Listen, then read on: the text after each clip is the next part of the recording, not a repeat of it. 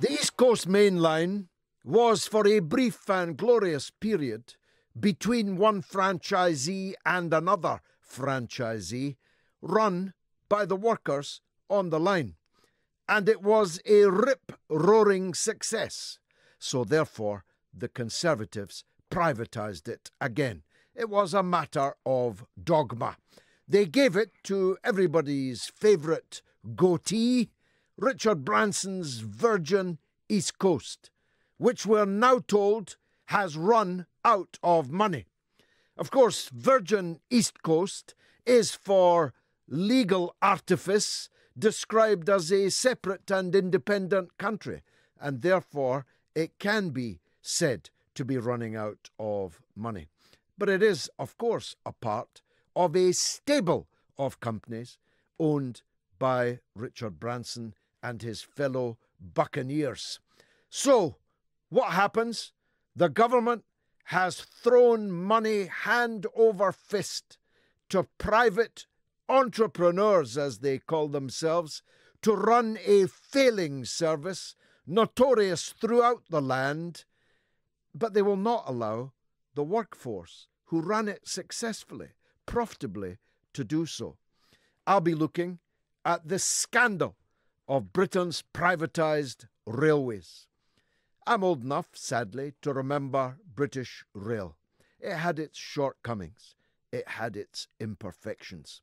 Although all of those imperfections and shortcomings could have been obviated for a mere fraction of the public subsidy we now give to private operators on the railway.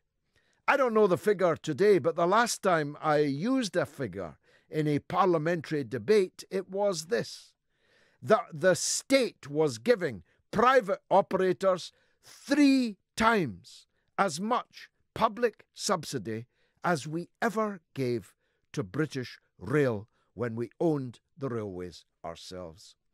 The idea of an alphabet soup of Stagecoach, Virgin, Southern Fail, and all the rest of them, running and either making a profit at effectively the taxpayer's expense because we pay for the railway. All they do is run along the top of it.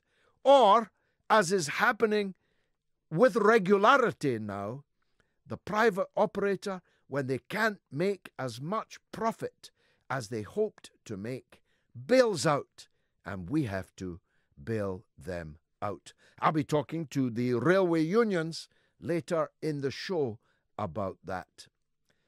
I want to talk about George Soros. Let me put some facts on the table. I have no animus against George Soros.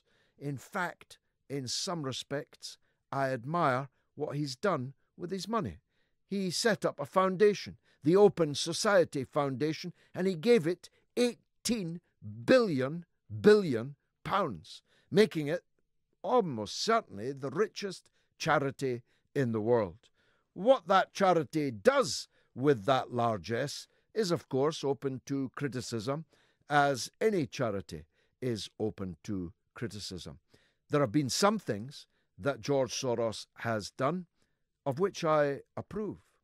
One of those is to fight against the bizarre and despicable phenomena of anti-Semitism without Jews, which is how we describe a situation where in countries like Romania or Hungary, from where Mr. Soros comes, anti-Semitic filth is pumped into the public discourse for purposes of political advancement and gain, even though there are virtually no Jews in Hungary. There are virtually no Jews in Romania. Either they've left, or in very, very large numbers, they were annihilated in the Holocaust, the worst crime in human history.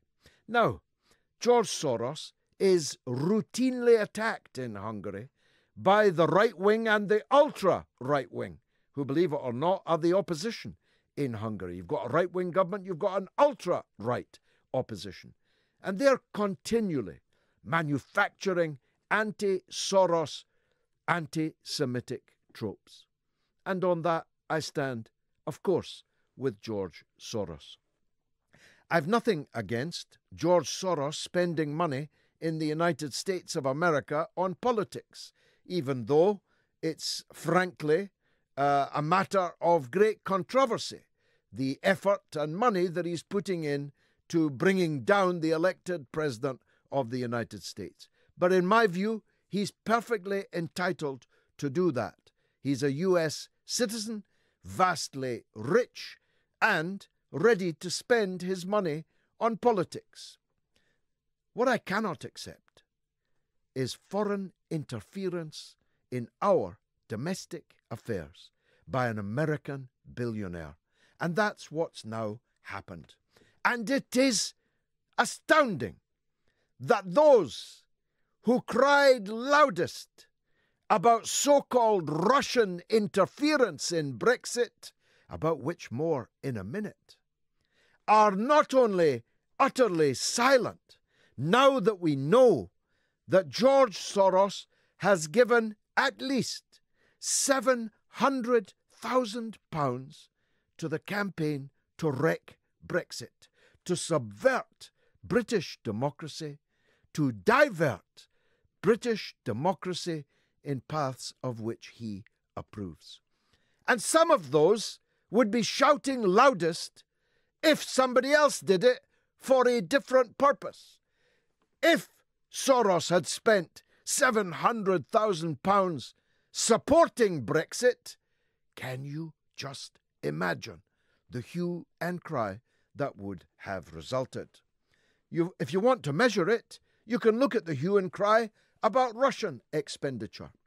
The news about George Soros broke on the very day that YouTube, after an exhaustive investigation created by that very hue and cry, announced that as a result of their investigation, they could report that there was no evidence of Russian interference in Brexit on YouTube. The Facebook revelation that there was Russian interference. 3 advertisements had been purchased at the grand total of 72 pence. 72 pence of Russian money, not from the state, but from Russians. £700,000 from George Soros to wreck, not to influence the vote, but to wreck the result that had already been returned. Imagine, if you will, a Labour government winning an election and a foreign billionaire spends £700,000 trying to stop that Labour government from coming to office. It is completely monstrous. Twitter found that 924 tweets of Russian origin were tweeted in the course of the Brexit campaign. That's 0.00005 of all tweets.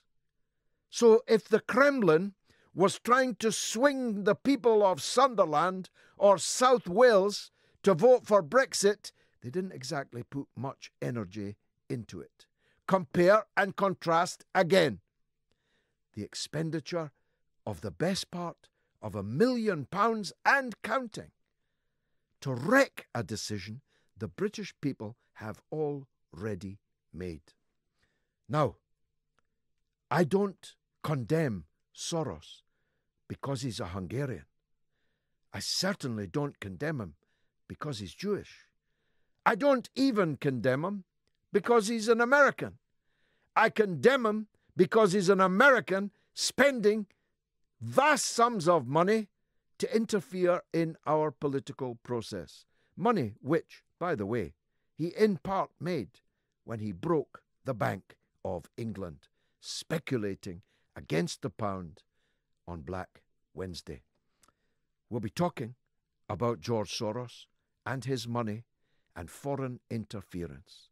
500,000 from J.P. Morgan to the Remain campaign, 500,000 from Goldman Sachs for the Remain campaign, 700,000 from George Soros.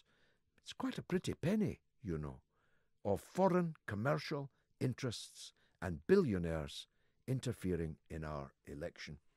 As if that were not enough, we have people who consider themselves and are considered to be on the left, defending Soros and his expenditure of this money in the most extraordinary ways. But first up, we're going to talk about Enoch Powell. Eamon Holmes and I talked at 6:30. You may have heard it. Forgive me if I, to some extent, repeat what I said to him. I knew Enoch Powell. He was in Parliament when I was there most nights of the week. When I moved to London in 1983, two of my chums were already members of Parliament. I would not join Parliament until 1987, but I used to be regularly in Parliament. I first met Enoch Powell in a debate in which he and I were on opposite sides at the Cambridge Union about the subject of the Middle East, which shows how long that's been going on. He took a liking to me. He invited me for tea the next time I was in Parliament. I enjoyed my tea and scones with him. I enjoyed talking to him about all manner of things on which we agreed, like the European Union, like the overweening power of the United States of America, like the belligerent warmongering of NATO, like the subject of nuclear weapons. Enoch Powell was a surprising, perhaps, supporter of unilateral nuclear disarmament. But I spoke to him about other matters too, on which we profoundly disagreed. And one of those was race. As I said to Eamon Holmes, and I can't put this strongly enough, Enoch Powell was not a racist. He was worse than a racist. He deliberately used racism as a means of attaining political power. He used the rivers of blood speech, not because he believed it. He had been the man who had toured the Caribbean, asking the people there to come to Britain to work in the National Health Service, on the buses, and so on. He loved India.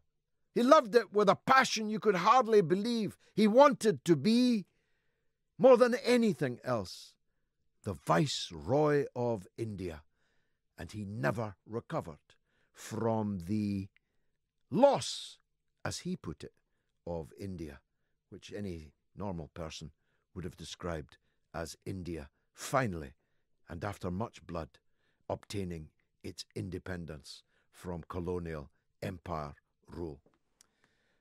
Enoch Powell was worse than a racist. He deliberately set out to inflame, to toss a giant, incendiary, explosive device into Britain's race relations, encouraging from that day until this day the foul, knuckle-dragging racists who would, if they could, tear our society apart on racial grounds. A plaque in Wolverhampton to Enoch Powell? No thanks.